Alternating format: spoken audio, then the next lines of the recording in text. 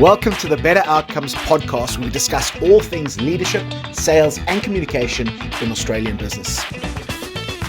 At Better Outcomes Training, we provide world-class training solutions for businesses who want to arm their teams with cutting-edge skills to lead better, sell better, and enjoy more success, purpose, and profit from the work they do. For a full breakdown of all the courses we offer, visit www.better-outcomes.com.au. There's also a link in the description. Now, on to today's podcast. Enjoy. Yes. Yeah, hey, welcome everybody. Another episode of the Better Outcomes Training podcast. I'm here, Paul Harrison. Good to go again, getting into his water. Paul, you looking good? How's your week been? It has been a week of reflection, my man. It's been a week of, a lot of work, but a week of reflection as well. I'm taking on some new challenges, really what a lot of my clients would know as a blue ocean. So going into a new marketplace, a new approach on doing certain things. So what we might call a blue ocean. Scary stuff, Sorry? Scary stuff, huh? Yeah, but you need to sometimes you need to go and find the dragon in his lair, that type of thing. Otherwise, just the normal day-to-day activities, whilst I love them deeply, we're built for a challenge, man. We're built for some adversity. So as I was saying, with regards to the blue ocean, there's not a prescribed way of exactly what is the best practice for this. I think that's what you've got to go and find. As Hannibal of Carthage once said, as he went over the Alps on Surus, his war elephant, he said, we'll either make a way or we'll find a way, or one of the others. So that's interesting. I've taken the first step, seen what response I get from the marketplace, and it's been interesting. There's been some very positive responses, but what I need to do is I need to hammer out a tried and tested, duplicatable, repeatable approach to enter this market. So it's unsettling, but it's good, man. It really is. It's good. We need to be unsettled. I think we really do from time to time. Otherwise, and I know we've spoken about this before, but otherwise we find ourselves in situations where, we're I don't know, we can slacken off in life a little bit, and I think that leads to regret, Absolutely. That comfort zone. I don't mind feeling a bit itchy every now and then, or a bit worried and whatnot by what I'm doing. I like the yin and yang symbol. I like to walk that fine line between good and evil, right in the middle. I think that's where the good stuff is. So good for you. Congratulations. Best of luck with that. Also, you mentioned feedback, and while we're on that topic of positive feedback, wow. Yeah. I have to thank everyone listening, everyone who's listened before and given us feedback. It's amazingly unexpected for me that people are listening to us on more than one occasion. Yes. And it's very unexpected to get feedback, and I'm very surprised by the type of feedback we're getting. It's so positive and reassuring. It's just the feeling it gives me that I'm actually helping people by talking about the stuff that I talk to you about is it's crazy. Absolutely. It's really it really gives me a bit of a boost to know that I can help some people, which is what I love to do. And the other part is what people are actually taking from this podcast. Yeah. So when we started it, and we're still doing it now, we're still trying to base this all around business, communication, leadership, sales, all the core stuff that you especially have taught me around those subjects. But people are taking away so much more. Yeah, absolutely. And all different aspects, from mindset to growth to learning to positivity, and it just warms the heart to know that that we can actually pull that kind of thing off and get the feedback and touch people. So if you've given us feedback, I appreciate it. Thank you so much. Yeah. If there's anything you think we can help you with, or you want to drop us a line, please do. Whether in the comments below, hit us up on the socials, or just grab a hold of us on the street if you're unfortunate enough to see us. If you're stuck in traffic jam behind me in the city because we've closed the road, probably not the best time, because It is one of my highlights of my day, but still, thank you all. A lot of my heart, appreciate it. And I know you feel the same way. Absolutely. I just got to echo that, folks. I mean, Cuz and I literally in the parking lot of Wolf Cafe or Jiu-Jitsu Club or what have you, thought about what about getting into doing a podcast, and it was just well, why the hell not, and give it a go, and it's been absolutely phenomenal. The feedback is it's mind blowing. I thought maybe people might listen or watch the first couple, but again, Cuz, to your point there, it's people, just the types of feedback that people are giving with regards to they enjoy the interaction. There's been no complaints about developing Kiwi or South African accents yet, which is good. But yeah, it absolutely, that people would actually listen to it, firstly, and secondly, take the time and the effort, even just to send a text message or a message via LinkedIn or Facebook or whatever it was, or comments on the street. You bump into people at the club or something like that, and it's very cool. It really, really is. And I think as long as there's a demand, as long as we have people who are taking value from this, I think we keep doing it. I think it's awesome. Yeah, and that people, even people that we're hearing from that have been in the industry for a while, whether that's sales or leadership, have reached out and said, "My gosh, what you're talking about is revelation. I didn't know anything about this, and it's changed the way I'm looking at this, or I'm going to try and do that and incorporate that in." So that's awesome. That's amazing. Yeah, that's phenomenal. And again, you and I both know people who've spent a lot of time in the industry, got good track records in the industry, and we can frame things up or say things in a certain different way, particularly because that ongoing learning that we take on. And again, it's that slightly different angle that really makes a big impact for people, which is awesome. Which is absolutely awesome. Yeah, getting the different angle on things when you're banging your head against something, and all of a sudden someone shines a light from another direction. Yeah. It can be a game changer. That's that reframe. Yeah, to look at things from a slightly different angle. And when you can do that, sometimes it's just like, that's that one thing that I needed to do. I was 95% there correct in my approach. Precisely. And it's like that, just that one extra percent. Exactly. But fantastic. So, Cuz, what are we talking about today? Okay, so Cuz, mate, you've been on a bit of a journey over the last 18 months or so. And here's the thing, man. Obviously, firstly, it's been inspirational to watch and see you develop, and have some chats over these things as well from time to time. But I have a hell of a lot of clients that are, and people listening to this right now, who are firstly so driven. They're so driven, and people who are hardworking people, and they take a lot of joy from their work. They contribute in their work. They have, desires to get great outcomes or better outcomes. And a lot of these people find themselves in different circumstances. Things like they're wanting to get promotions. Okay, promotion's a big thing. Or people who are wanting to even go into new sectors, which is an interesting concept as well. It can be pretty daunting, pretty scary going into a new sector. People who maybe are looking to go to a new employer as well.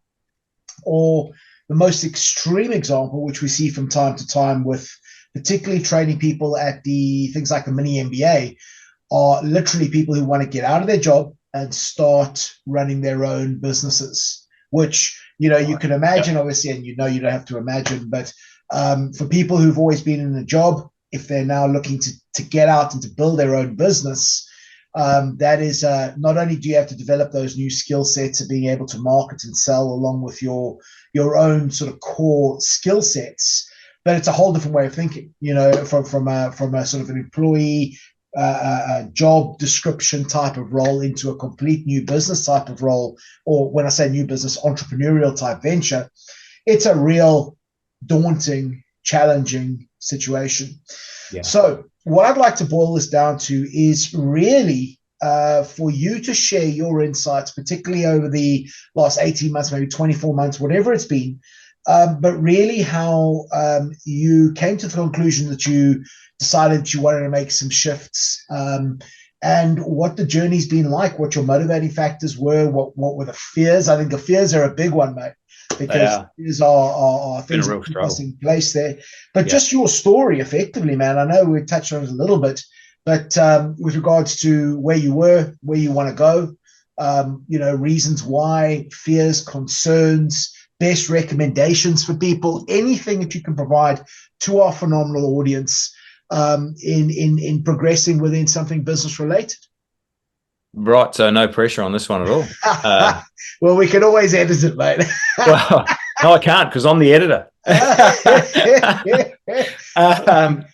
Well, wait till if we start doing it live, man, then you got problems.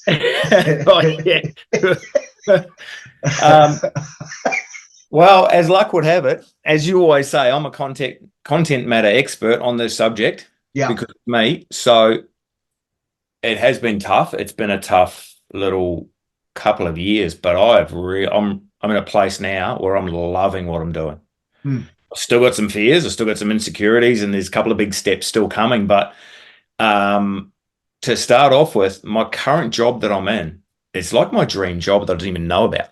Yeah, didn't even know that was going to end up being my dream job, and I could quite happily stay at my dream job until the body falls apart, which is what will happen because I've thrashed this old rig. And being a tradie in construction and a competitive one, I don't like switching it off. Yeah. So I get after it. But I can tell that once we started doing jiu-jitsu, was a real inspiration for me, being around those people. We've spoken about it a lot. So people down at Rise, awesome group of people. Yeah. Just unmatched. You can't. Absolutely. I can't put into words my love and appreciation that I get from that place, and the positives that I've taken away. It's been a life-changing move. Yeah. You chose them out, and it's 2 minutes from my house. Going there with you really started to spur me on to being better than there was more to what I was doing than what I was, I thought I was, it's kind of plateaued. This is about where I could be. Driving trucks as a dogman, rigging cranes and chucking steel in the city. That's a pretty cool job. Yeah. Then I started to realize there's a bit more to that. So I started to get a bit, I started to work on my health a bit more, started to concentrate a bit more on that. And I just got into this mindset where I do things I didn't like. It must have been after I read David Goggins' book. And, who's going to carry the boats? All the boys used to carry on about that after training. So I started to lean towards what my brain didn't want to do. And I had never run 5 kilometers before. Mm-hmm. So I did. Well, sorry, it'd been probably 30 years since I'd run 5K in one go. And when I did that back in school, I wasn't very happy about it then. So I started training, started running. That had nothing to do with the police, yeah? It was a long run. It was a long run. If it was motivated, no, it wasn't. But ended up banging out a 10K. It got quite good and got to a 10K. And then I realized all of a sudden my mindset changed where I never thought I could run 10 kilometers. I did it for charity. Yeah. And I ran it with Zach, who I do jiu-jitsu with, and that was much appreciated. He drove me. He pushed me. And I pulled it off in 57 something, so under an hour, which was amazing. Personal best. And that opened up my eyes to the fact that I could run a marathon. It was not even in my bubble of, how you kind of got this bubble of what you think you can and can't do. Well, being a marathon runner wasn't even in my bubble. Don't worry, people. I'm not going to be a marathon runner. I'm not going to sit here and tell you about how I run a marathon. But that started opening my eyes to what I could do if I wanted to. I didn't think I could run 3K. Now just run 10 in under an hour. And it was only about 6 to 8 months hard work and running. So if that's all it took to run that much, maybe I could apply myself in other areas. Now, you had already started on this with me. You're the catalyst for this because apart from taking me to jiu-jitsu, you also started to talk to me about the skills that you saw in me, which is all around my communications and connecting with people and being able to do things like that, which I just took for granted.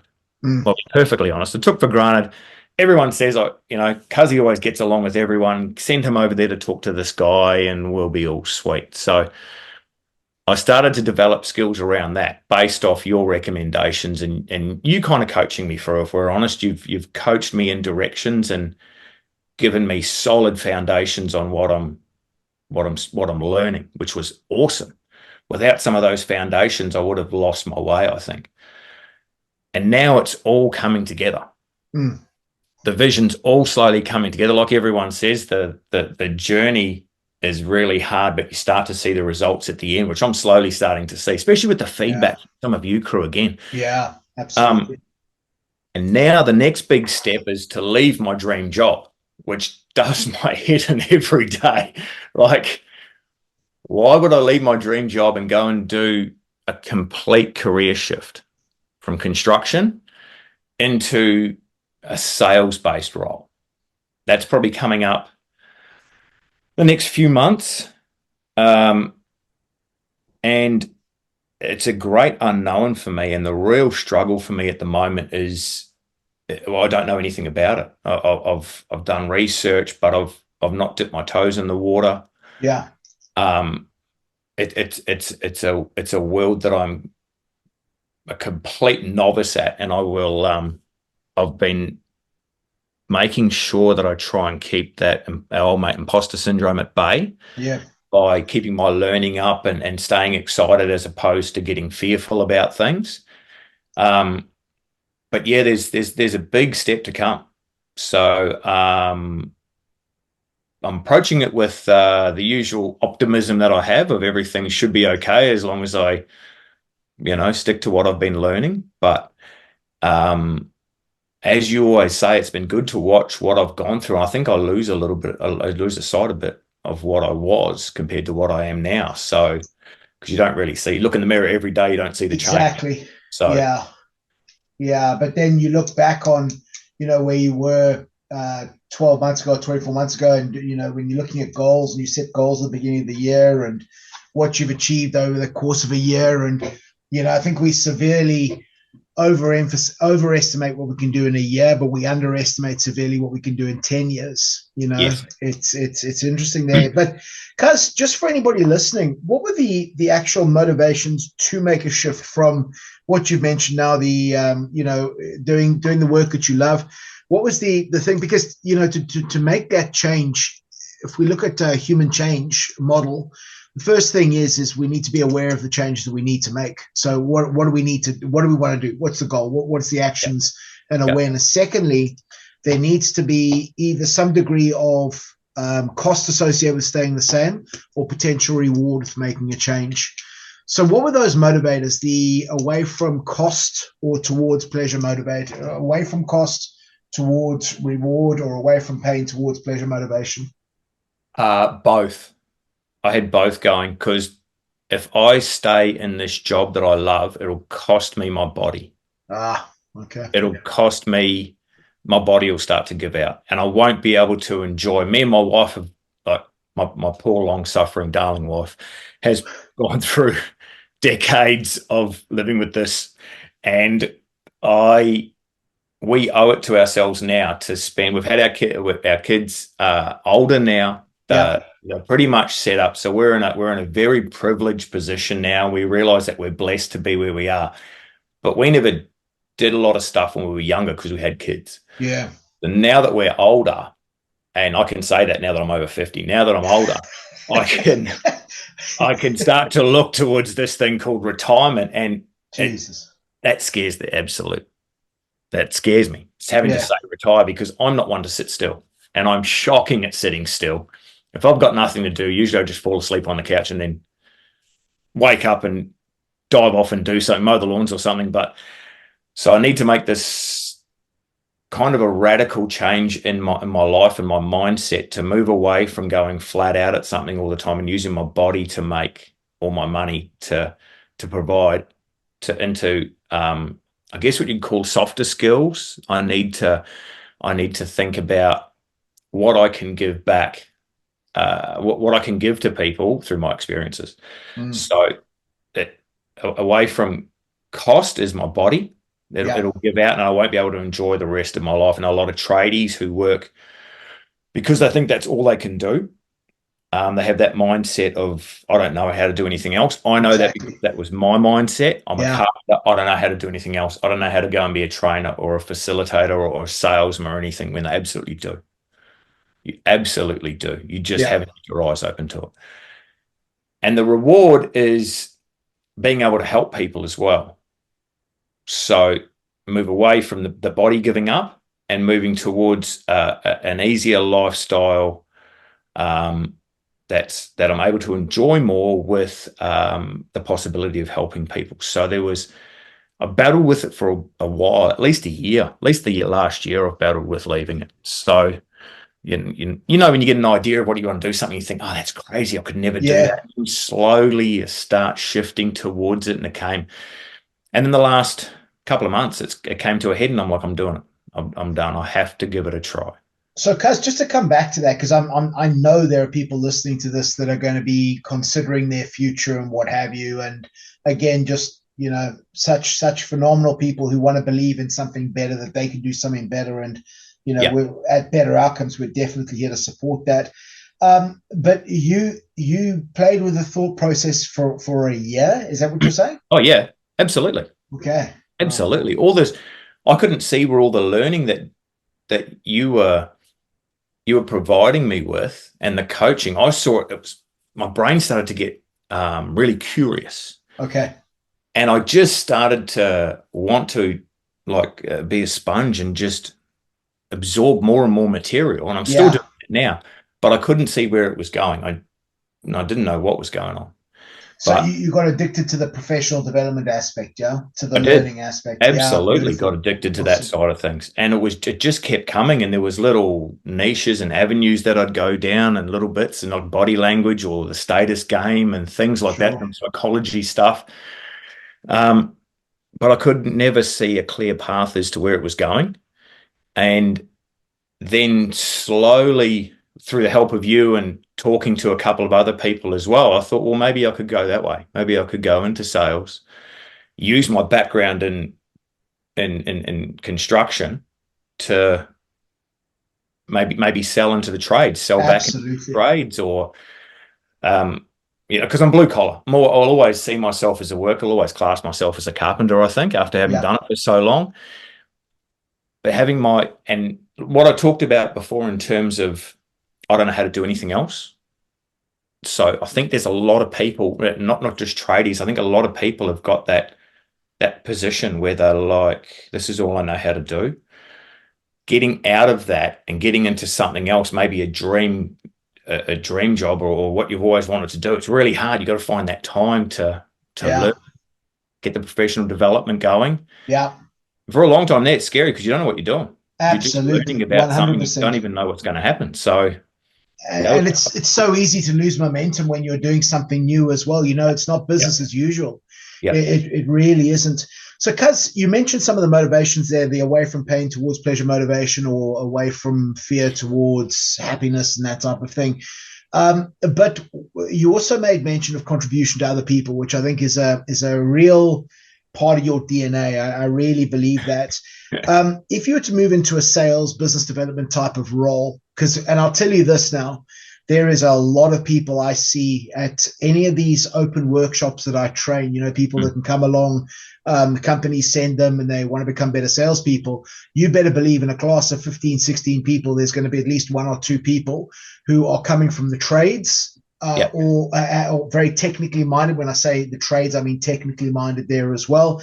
And their management is trying to get them into selling. So I see a lot of this happening, and I don't know exactly why, but it literally is people being taken off the tools and being taught how to sell, which of course then makes a phenomenally good technical salesperson, because they have all the technical ability second to none. Yes. And then you have to be able to teach them the sales skills, the art of influence and persuasion, getting over those own insecurities that they have, which is, you know, just seeing themselves as a tradie or what have you. And you've got to get them to see that value that they bring. Yeah. But with that said, you said that you want to be able to help people. How would you see yourself helping people in a sales type of role? Christ, that just sounded like I was interviewing you. Oh, maybe you are. You just don't know it yet. I think Idiot Harrison. Becoming a world-class problem solver, like you said, I've got when you're talking about these people like myself who are trade-based or technical-based coming into a world of sales, the value that you bring to the table, I don't think you appreciate. No. And not a lot of other people can do that. Not a lot of other people can make that shift successfully, from what I've been told. The ones who do, and the ones who embrace what we'll call the softer skills of communication and negotiation, problem solving, make world-class salespeople. And that's because they've got the technical background on the options and the availability and how things work. They've got that technical side that they can then break down and deliver as a solution to the client's problem. Sometimes a solution the client doesn't even know exists. Well, that is almost the art form of consultative selling. Yes. The client very often thinks that they've got a problem, that they know that they need a particular widget to solve that problem. The fact of the matter is, maybe technology's moved on, maybe there's better new ways of doing things, and it's like, listen, dear client, you got a problem here, but that widget's not going to give you the best possible outcome. Let me consult. Yes. And it's a consultative type of selling approach, also known as, I suppose, value-adding selling. And that's where, when you have well-skilled salespeople, that's where they can make a lot of moolah, a lot of money coming in. But ultimately, you can, you have that technical knowledge, and it's like you can show the client a better way of getting a better outcome rather than just buying the particular widget, Yes, that's right, especially with your experiences, because most tradies have been around and seen a lot of different scenarios. And if you're lucky enough, you see the start and the finish of a job. Yeah. So you know how it goes together. Yeah. Which is one of the hard things to learn, especially as we'll take it from carpentry. One of the hardest things to learn as a tradie when you're starting as an apprentice is being able to start from nothing and see the finished product in your head and work backwards. So, and once you can do that, you can deconstruct and reconstruct things in your mind as you talk. Yeah. So if someone's giving me a problem, I can visualize it and then think, well, that's not going to work, or this would work better, and then, like you taught me, get to the heart of the problem, ask those questions and get to know the person and really get the solution, like their dream outcome that they didn't even know. So that would be the motivation. That's what I'd be trying to get across to the trades or the technical people who are coming into selling. Yeah, that's the part of the thing to work on, because you've got everything else. You've got that 70% knowledge that a lot of other people don't have. That big chunk of it. So getting that out of you've got information and you need to deliver to the client.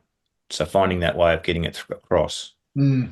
That'd be something. It makes a lot of sense from an employer's point of view as well, because particularly from the aspect of what I normally see is, people, I don't think there's too many people who graduate from college or university with a qualification in selling. I think it'd be a better world if we did, but that's my heavily biased opinion. But I think that salespeople often fall into selling because they got good personalities and they are outgoing and stuff like that. Some of the most elite level salespeople I've seen have been very reserved people, but you normally have people who've got a real good way about them with people. And then when they're selling something that's technical, and my mind automatically goes to things like software selling or, big construction tenders and stuff like that. The fascinating thing is it's like, they've got to bring along technical people along as well. So if you've got a salesperson who's great at, facilitating the sale, but then they don't have the expertise if the client has got their subject matter experts in the room. If you have one person that can do both of those, it makes a lot of sense, and it creates a lot of alignment for the individuals as well, which is awesome. Yeah, if you can wear a couple of hats, 2 or 3 hats, and with integrity, and you're aligned with it, I think it's a game changer.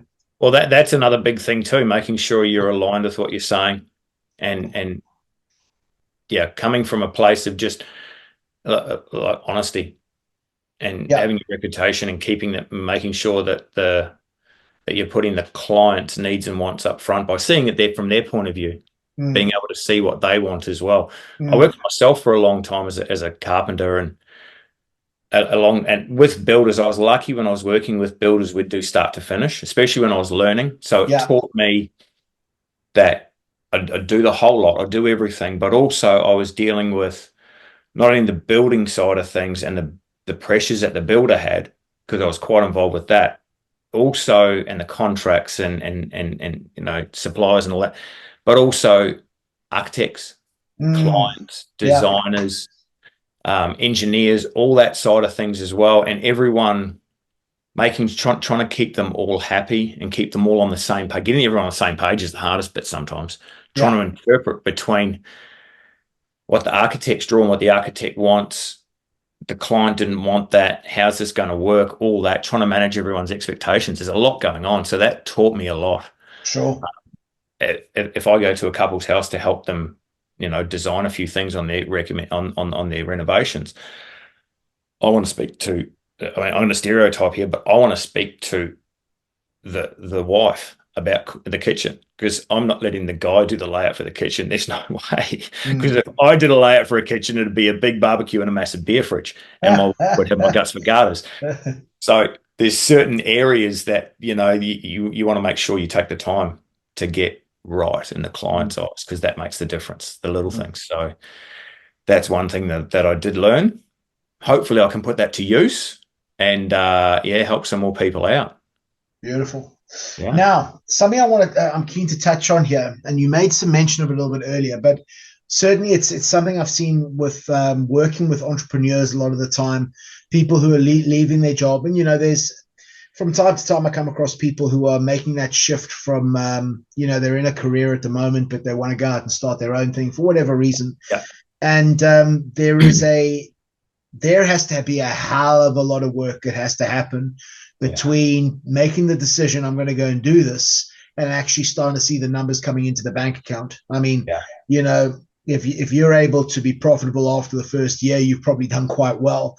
Particularly with businesses with small margins and big turnovers with small margins, there can often be a long lead in time. A lot of the things I say is, you've got to keep moving forward when you have zero proof this is working.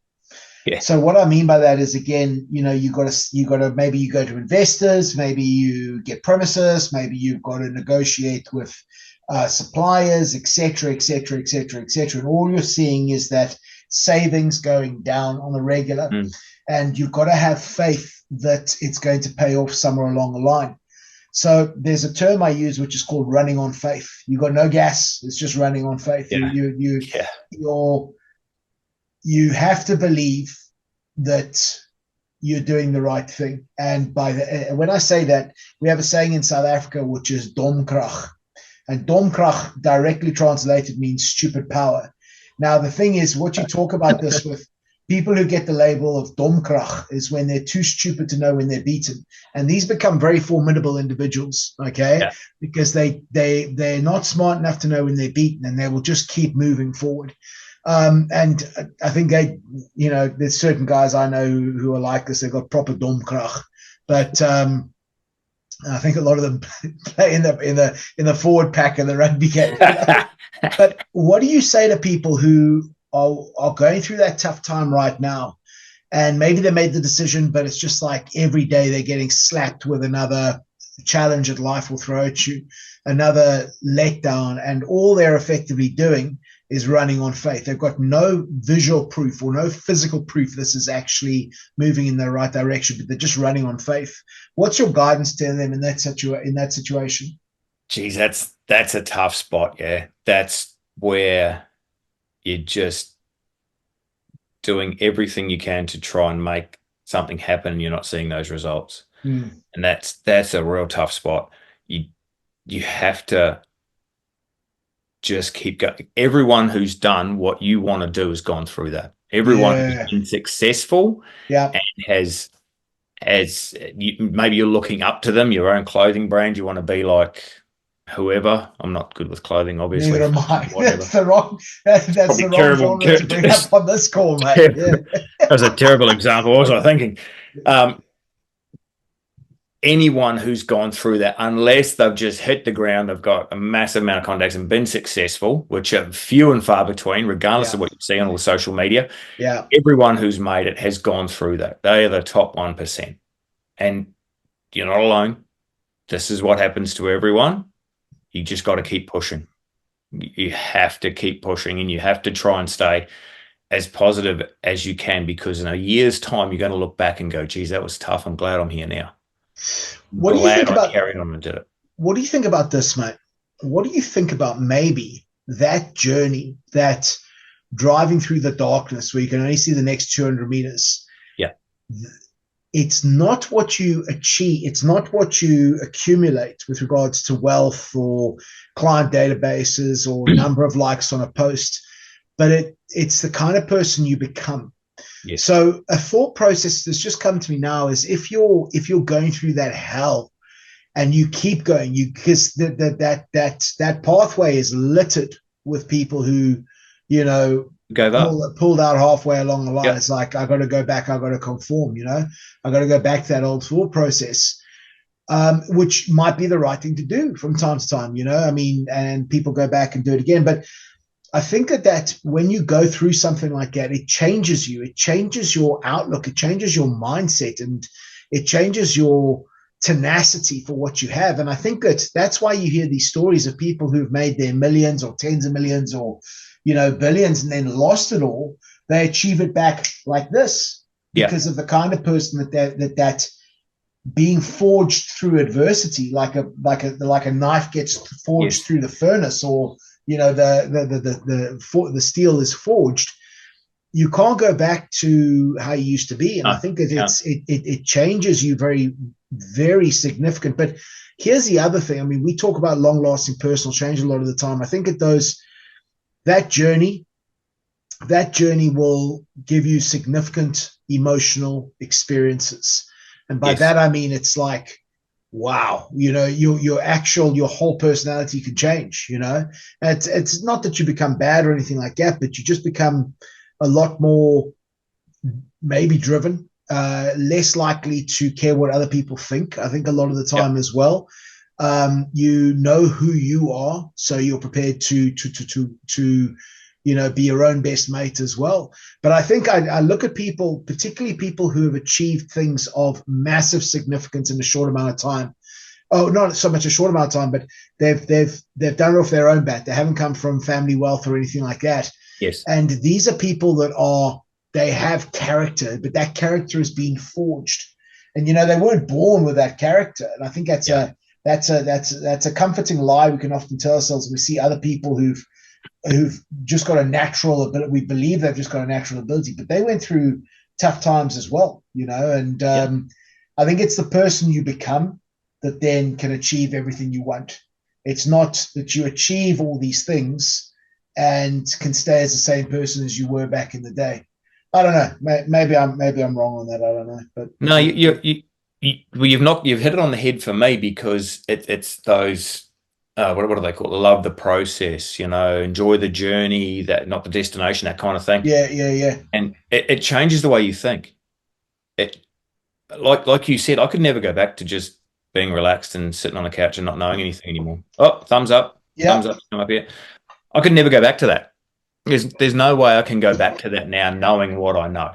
Why not? Because I know too much about where that leads to. And where I'm going now leads to better stuff. The hard work now, regardless of where it leads me, will be a better destination than sitting still in that comfort zone. But what does a better destination mean? Because actually, in sitting in that spot, and I know I'm being bad news right now, mate. Knowledge, learning, you know, growth, all that. If I'm sitting in my comfort zone as a dogman and a rigger, driving trucks, that's all I'm going to do for the next 30 years. That scares me now. Okay. That really scares me. Like, that's all I'm going to be. Like, and that's really good to be. Some people have like I said, it's my dream job right now. If I hadn't had my eyes opened, Yeah. Happily stay there. Most days, how's this? Most days I go to work. I work with 3 young fellas, a couple of older guys, 3 young fellas. I wish I was 30 again. I would just smash into it. I really do. I just love it so much. Like, I could just keep doing this. This is just cracker. But now that, now that the bottle's been uncorked, now the genie's out and the gate's open, horses bolted, I find that stagnant now. So I can't go back to sitting still. I can't go back to just switching it off and not learning. So what you've said is 100% correct in the terms of, if you keep going when it gets hard and you do something hard, regardless of what it is, so say you've just run your first kilometer non-stop. Yeah. You look back, you've done that. That's hard. I did that. That gives you the confidence, because now you do it again. You know that if something hard comes along, you're not scared of it. Yeah. Yeah. I like that. Yeah. Like, life throws some tough stuff at you, and if you can take the negative side of things and go, oh geez, why does this always happen to me, blah blah. Well, what do you mean it always happens to you? It always happens to you and you got through it. You're a better person because of that. Life throws you the hard curveballs and you just keep going at it. Yeah. So Hormozi talks about it. Hormozi talks about this a lot, the whole entrepreneurship thing and the moving towards it. It's that the hard bits at the start of finding the time to put towards the new venture. Like, I'm up at 4 o'clock in the morning now. Yeah. I can't turn that off anymore. I'm up early and I'm learning stuff. I'm devouring knowledge, and I'm getting on that horrible torture device, air bike machine, and smashing myself on that. And then, coffee and off to work. And every spare minute I've got at work, I'm driving trucks. Maybe I'm listening to a podcast or sales thing. I'm trying to find little 15, 20-minute bits here and there to show everything in. Sure. And when you can start to do that and find the time, then as it starts to get harder and harder, you realize you've already done so much hard stuff. Yeah. Harder it gets, the more people are not going to do it. There's not a lot of tough people like, me and you and everyone else out there who's listening to this. You're all tough. You've been through it. You're going to keep going. It's better because a lot of people will drop out. Like you said, a lot of people's bones are on that pathway you're on. They stop. Yeah. Got to keep going. There's something down the end of that pathway. May not be what you're aiming at. Might be something completely different, but you're still going. Yeah, absolutely. I will say this, though. I think that there's a lot of people out there, and I don't know I don't know if this is sort of what attracts very often people into the sort of get rich quick kind of scenarios. But I remember back in the day, and I think that one of my motivations was always terrified of regret, absolutely terrified of regret. And and when I say regret, it's like getting to the end of the days, man, and my last days on this linear plane, and saying, geez, man, if only I'd taken a shot at that thing I was scared of, And I mean, listen, there's plenty of stories out there, you've shot and lost a couple of times, a fair few times, but it's always led to something better. But I think that fear of regret is that's what keeps me going. But it really is, and I love what I do. I mean, I'm one of the most, in my opinion, I'm one of the luckiest. Actually, I won't even say lucky. I'd say one of the most blessed people I know, because it's just like I found, and I know we've spoken about this before, something I love to do. A way to connect with people and what have you, and seeing them getting those results and all of that, and getting paid well for it and all of that good stuff.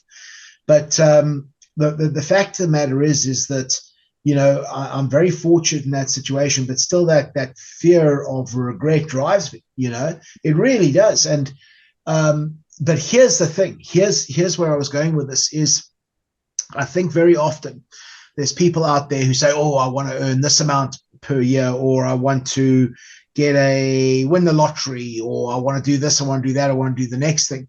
Because I think that they visualize a life with no problems, to be able to sit back and just be in that consistent feeling of peace. And here's the thing, man, to the best of my knowledge, I don't know if it lasts for more than at most 8 hours, for real.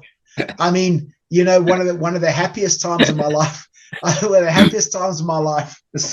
Literally, it's going to sound crazy, but I'd just done 5 days of facilitation on this new project we were working on, and there was some real some real odds stacked against us, but there were some very real motivating factors for us to be successful. Anyway, we got the result, and I'm sitting down at a pub in the city, and I look at my colleague, and I said to her, we did it. And it's just like she's going through the feedbacks. It's like on point. And we're drinking Carlton Draft, and I'll tell you, drank that Carlton Draft, didn't scull it, but put it down, took like a deep breath of it, put it down, and it's just like I remember thinking, this is quite possibly the happiest I'll ever feel in my life. Because, overcoming those challenges, you're exhausted, and that beer is cold, my brother. That beer is cold, Absolutely. And we done something, but here's the thing: it's like, that's a short amount of time that you're in that momentary bliss reflection type of situation, and it was like, I think that people, they want to achieve great outcomes, not just better outcomes, but great outcomes. And there's this, logically, we know it's not going to be true, but emotionally, I think it's something that people desire, is where they have a moment of just, they live life in bliss. Yeah. And it doesn't happen. It's like, like now it's just like, there's other challenges that come up. And I think that human beings are designed to be between that adversity and that reward type of scenario. I think that it's something that's ongoing. And even when things get very, very good, you seem to want to go out and, do something to bring yourself back into some state of challenge. But it's absolutely. Well, a lot of people only see that. They only see the end result. Yeah. They don't see the end result on Instagram. Hey, look, he's and a lot of that's bullshit anyway, man. Absolutely. And you don't see the journey. Like you just talked about it then. You're sitting there the happiest you've ever been. But the hard work and everything that led up to that point. Yeah. And the insecurities, and the nerves. The nerves. What if we don't get this right? So, and then instantly, whenever I get to that point, it's like, sweet, I can go again. I really miss pushing that hard and getting that result. What can I do now? And here's something else, I think, as well, Kaz, and I know we've touched on this before, but I think when you take on these challenges and you keep going, even when you've got no proof that you're getting results, I think it improves your relationship with yourself as well. Absolutely. And I think we tend to look at ourselves like when we mess up and when we cowered away from something. I think that we have a disdain for ourselves in that situation. But I think when we took on something challenging and we came through it okay, we give ourselves more and more reasons to be our own best mate. And, I know the Oracle of Delphi on her tombstone, I believe it said, "First know thyself." And I think it maybe it was in ancient Greek, I believe. But I think the terminology might be first like thyself, be your own best mate. Yes, that is Well, that is one thing that I struggled with. But for a long time. Yeah. The voice in my head, that negative voice, I guess we all have it, that one that tells you how bad you are and how much you stuffed up and you could have done that better. Having an argument with him, I remember that the turning point was around the back of Cherry Lake here. I was on a run. I was doing there's a lap down here. It's Cherry Lake. Some of you may know it, some of you may not. It's only about 3K. And at that point of my running career, I'd go and walk around there. And I started walking, then I thought I'd run till the next corner, see how that goes. So I'd run for 200 or 300 meters and coming off a bad car accident 10, 11 years ago and not running since then. It was a big step. So I slowly started running. Next day I pulled up okay. So I'd run a little bit further. And then I found that I could get to the back and I could run all the way. It was about maybe 1 kilometer. So that once I got to there, I knew I could run home. And I just slowly built on that, small steps. But then I decided one day, because I'm stubborn and I'm my brain thinks my brain's old, the body thinks it's young. I decided to do 2 laps. I ran a lap, could run a lap, and I'd see how far I'd go. And on the second lap, and I got halfway around and my brain was going, you can't do this, you can't do this. And I remember having a screaming match. Luckily, there was no one around. I had my headphones in, listening to some old 90s rock. And I was screaming at myself to get on board, to get my brain on board. Look at what this body can do. Yeah. You're still telling it can't. Yeah. Like, we can do it. We can do this. And after about 100 meters of yelling at myself, luckily I was away from everyone else. They probably would have locked me up if they saw this crazy man running along. The man in the van would come and pay you a visit, huh? That's it. And I finished the 2 laps and I was ecstatic. That was like 6.5 Ks. I was just over the moon. And I sat in the car for a little while thinking, I can do this now as long as I get my brain on board. Yeah. Stop fighting myself and stop being so negative and actually trying to be my best mate. Like, yeah, then we can really go places here. And that was another turning point for me. And off I went again. That encouraged me a little bit more. So looking back on times like that, it's like, you can do it, man. You can. Yeah. You know, everyone, you always hear these stories about people. It doesn't matter what people tell you, you can do it, you can do it. Well, yeah, you can do it. It's not going to be overnight.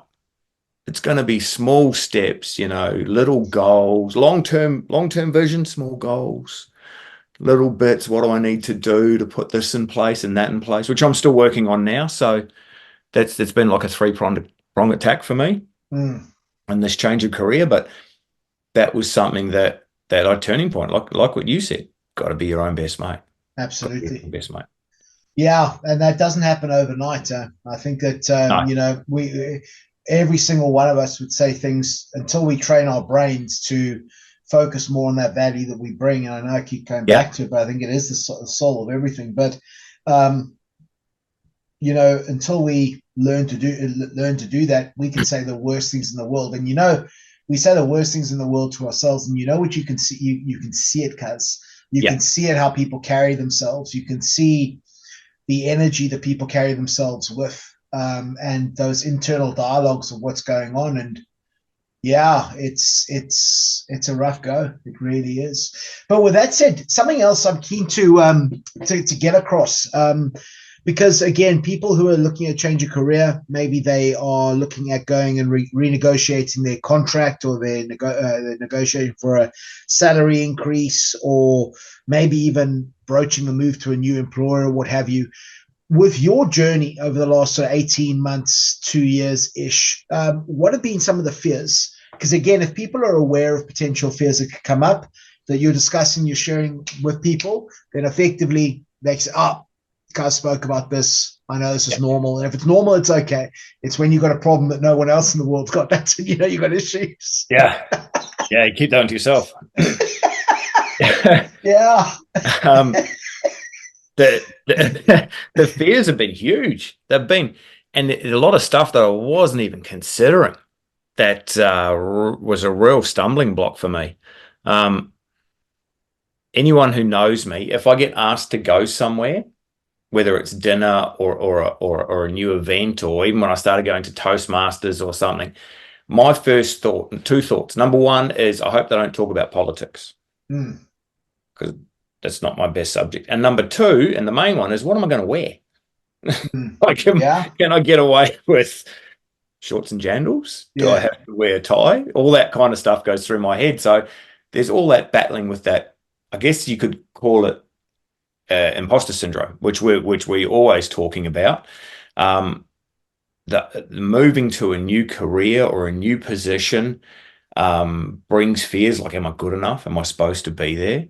Why would they choose me? Why am I here? No, they'll never accept me because they'll see through me. Like, I was battling with that. That's why I'm going to try and, if I'm moving into a sales role, I'd like to, not that I have to necessarily, but I'd like to try and stay in the trades area, because I've got the background and it's something that I'm comfortable with. It's a no-brainer. It's a no-brainer. And there's so many people who've been pulled off tools at the moment to try and upskill them into selling. You have that natural ability to step in, mate. Absolutely. It would be horrifying to get me to go to try and sell technology or software or something like that. It'd be way out of my league. So that would compound my problem. So choosing that path to stay in something that I'm relatively confident with, then that'll take a lot of the pressure off, I think. But absolutely, the fears are the fears of moving company, moving career. Moving career is huge. Anyone who's done it or is is planning on doing it, congratulations and good luck to you. You can do it. You absolutely can, but understand what you're going through. It's tough times. Getting advice from people like yourself. Here's a bit of advice for you. Don't be scared to have a look through your contacts list of people that you know and reach out to them. And people who you think may be able to give you some advice on the move, even only if it's a little bit of it. Yeah. How do you and top tip on that, don't invite them into your neck of the woods for a coffee. Rather, because if they're open to, don't make them travel for an hour before they come to have a coffee, that you buy them a coffee. Have a phone call with them. Normally, if they're busy people, you want to get guidance from them, make it a phone call. Just reach out, make a phone call. I've done that a couple of times, and shout out to a good friend of mine, Bradley, who reached out to me and said, "Hey, I'm open for a Zoom call. I do this." I hadn't spoken to Bradley in a little bit, I don't know, maybe 5 years, 10 years, something like that. And I was so touched by him reaching out and answering them. Just talking to him answered some basic questions for me, and it was crazy. It gave me so much confidence.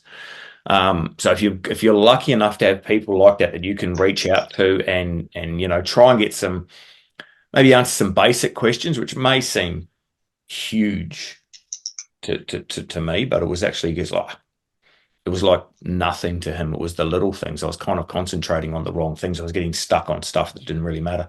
Yeah. Didn't know that. So that would be a good piece of advice. Try and get as much information about what you're going from a lot of different people, as many different people as you can possibly muster, so to try and get a more rounded view on what's going on, answer a few of those questions. Yeah. Particularly people that you would consider mirrors with integrity, which are people who have good character in your eyes. They have no reason to do anything but tell you the truth. Because I think that people are very keen to share their opinions on certain things, but make sure you're going to the right people to get their opinions. Exactly.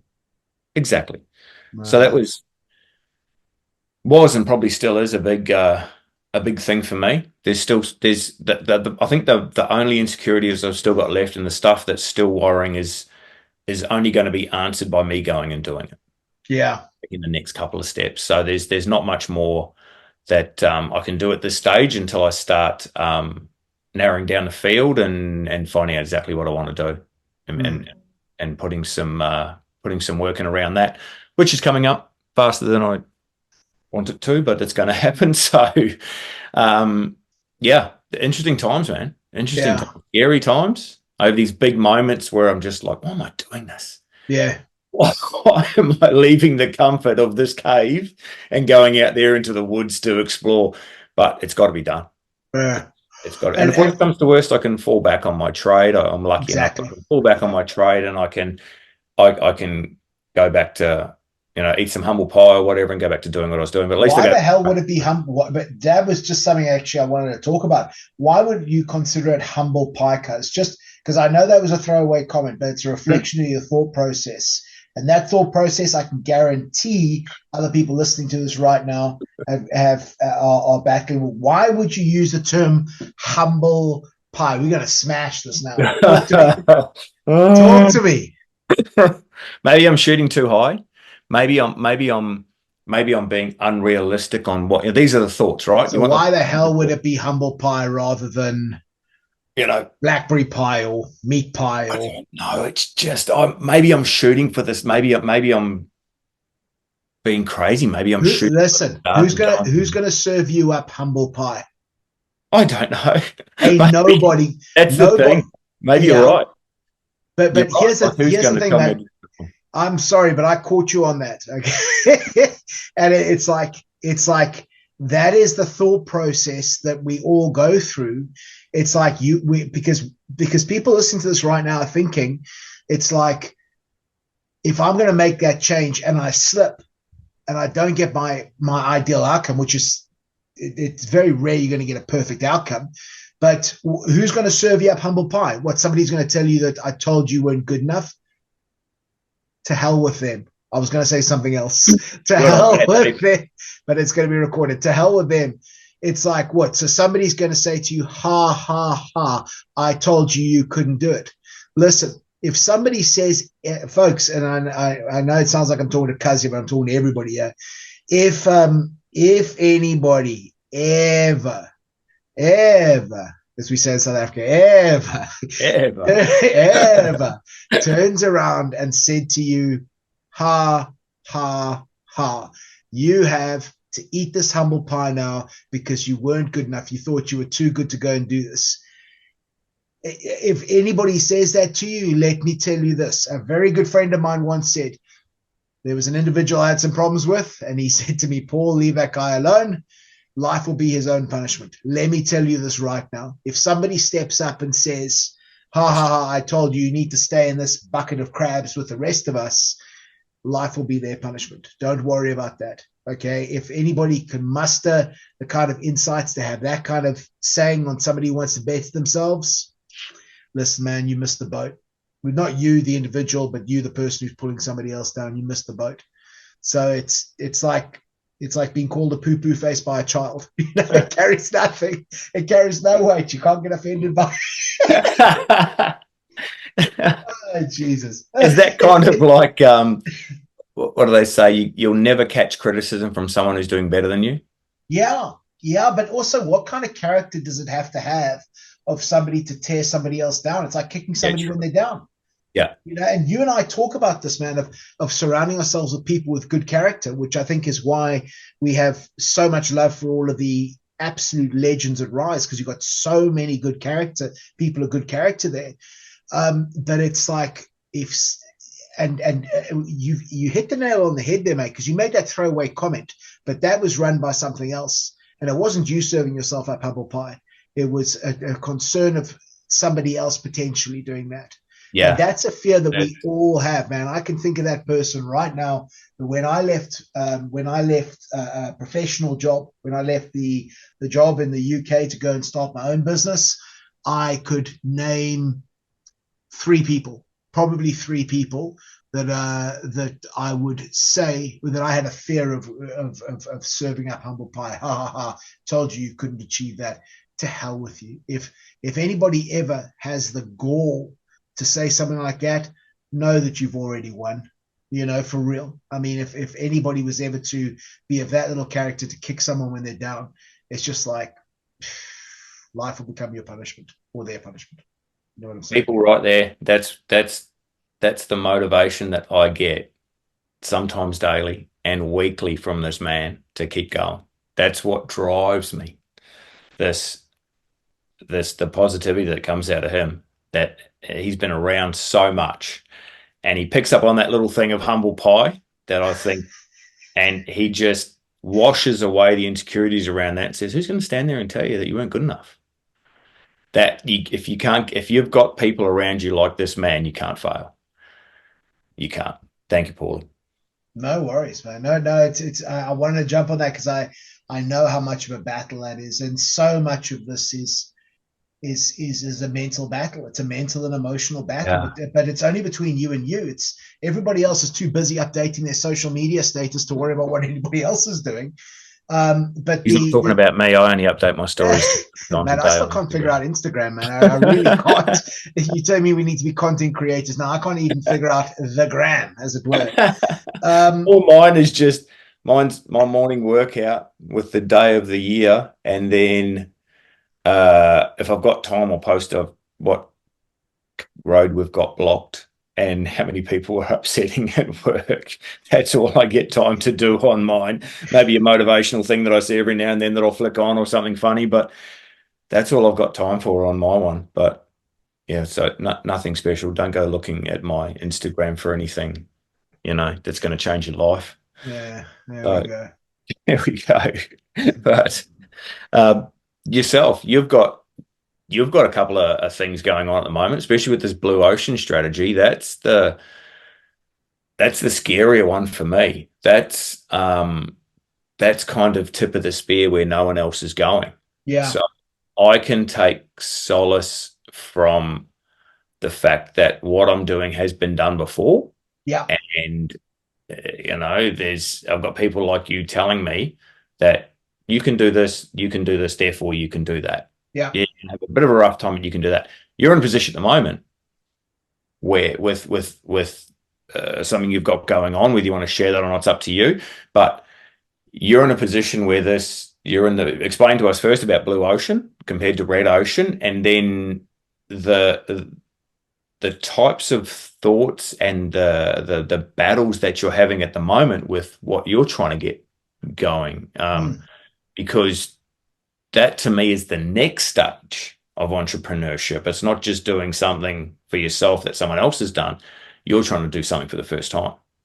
Yeah, I mean, I'm sure that there are people well, I know there's somebody who's tried this before and it didn't last very long. I think they had some challenges with retention, but effectively, what I'm working on, and when we publish this, I'll probably be knee deep into it, but actually starting to not just train salespeople, so not just have like once or twice a year to train them, but to actually take a group of salespeople on, put them into an incubator process. And by that, I mean, consistent training on a weekly basis, touching base with them on the regular, but actually starting to build them as better salespeople. So not just providing information exchange, but actually creating deep behavioral change.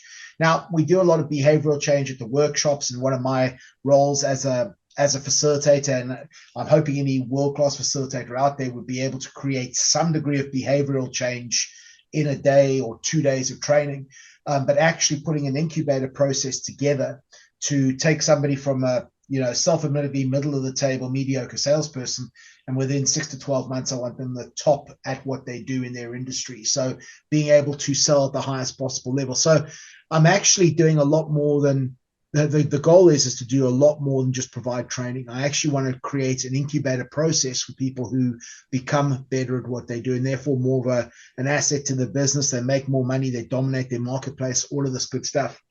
The challenge with that is when you go into a blue or red ocean. So for those people who are not familiar with, some of you will be very familiar with Blue Ocean and Red Ocean, but Blue Ocean and Red Ocean are analyses effectively of a book that was written back in early 2000, I think, in the 2000s, where we're talking about a red ocean is the equivalent of a very competitive marketplace. So you think about it, an ocean, and you have all of these salespeople who are cutting each other up. They're like sharks, and they're taking strips off each other so the water turns red. It's quite a visual aspect, but very, very often the analysis of a very competitive marketplace. And the authors of this book, Blue Ocean Strategy, I think it was called, they talked about how you can go from a very competitive marketplace where everybody's trying to cut, they've got a very similar product, nobody's differentiating, nobody's building perceived value or anything like that. And then they're trying to go into a blue ocean where there's no competition. And it's a whole process with regards to how you actually do it. And you're going from a very competitive marketplace into a marketplace where there's no competition. Now that might sound very appealing. It's like you don't have any competitors. So the client is only talking to you about what you sell, and that might sound appealing. The challenge with it is that when you go into a blue ocean, the downside is, whilst I enjoy having competition, because you only need to be a fraction better than the alternative to get the deal done very often. Yeah. You go into a blue ocean, the challenge with that is you very often need to re-educate the target market, so the consumer, the buyer, as to why there's a need for your solution, and secondly to put a solution to them, and then get your proof of concept to work through and all of that good stuff. So it's a different approach from being able to just provide training, and that's what you provide, to actually being able to build salespeople who get better outcomes. So the initial approach, and I think with these types of things, you don't want to overthink them. If you overthink them, they get too big in your head. How should I do this? What's the best approach for this? And I think just make your best informed choice and move forward with it. We got some good traction on the initial round of inquiries, and we've got a few people who are keen to start it out. So it's like formulating a process as to what is the best practice, and then always keep honing on that. So, from a training point of view, there's clients who are coming coming to us and booking days, which is awesome. And then so that's sort of business as usual, whilst always doing the best we can to over deliver. But then that new process with regards to the incubator process, how we actually do that, what will be best practice, how do we market this, what is the scripting, what are the structures, all of that good stuff. So it's effectively, it's going out and looking for bigger challenges. And I think that's important to be able to provide even better outcomes for clients, and a different market offering, because, I think some people love training. They absolutely do. And there's a lot of reasons why people do training. It can be a team building exercise. It can be making sure we're all speaking the same type of language. We're all thinking in a very similar way as a team. But I'd like to effectively bring an incubator process to the Australian market that brings Australian salespeople in line with some of the best in the world. And that's the area of focus we're looking at the moment. So there's been some challenges with that, but that's why I get out of bed, man. It's really go and go to the dragon's lair and see what's up. Maybe get burnt a couple of times with the hell. Why not? I want a dragon to slay, a princess to rescue, and a king to invoice. How about that? A king to invoice, yeah, that'd be good. That'd be ideal. The thing that I like most about you is you're like some of the best teachers that I've come across. And I'll use an example. One of my son's science teachers at school, he came home one day and he was rapt. He goes, "Dad, the teacher today at school, he was talking in science. We were doing traction." And I go, "Okay." And he goes, "He got all our attention because he showed us a video of his drag car." Yeah. He's got a drag racing car. And I was like, "Really?" He goes, "Yeah, and it spins the tires," and he talks about it like that. And all the boys were interested. And I thought, that's genius. To be able to get a different view on things, put it into context. Yeah. Where, especially young, from science for me was, my brother's a doctor of chemistry, but science for me was just terrifying. Apart from putting my name on top of the piece of paper and trying to look at the periodic table of elements, wasn't much more to it. But you are in the same vein as that, where you're able to take the learning and not so much twist it, but put it into context where it's understandable and usable for that particular person, which I think is a real talent. And you keep it simple as well. It's, which is the genius of a lot of teachers, a lot of the best teachers and trainers and facilitators. Keeping it simple is, anyone can make something harder. Yeah, it's not complicated. Exactly. So that's what I think. That's what sets you apart from a lot of other people. I appreciate it, mate. Being a simple man at heart, maybe it just makes it easier. What can I say? Yeah, right. Sure. Not you can see when I get confused. It's just this vacant look in my head. Yeah. Yes. Just after the coach has finished telling us what to drill, and we turn around to drill, and you're looking at me like you don't even know who I am. I'm like, oh, he's obviously taken that, and I'm about to get crushed. Fantastic. Yes. Yeah. Well, I hope that answers some questions. I really do. If it helps some people, if you're in that kind of position, if you're looking for a bit of guidance, and maybe I've helped you out, I'm happy to have done so. If my journey can be used to help others and what I've learned along the way, I'm rapt. Absolutely. I'm more than happy for that. Yeah. 100%. So you get all your questions. You got any more for me? Because it's your last chance. This is it. This is your turn at hosting, and after this, I'm not doing it again. No, I think that's been absolutely phenomenal, mate. I really think it's great to have that journey that you're on, that lived experience. But I think it's something that, certainly looking at the feedback, which we're again grateful for.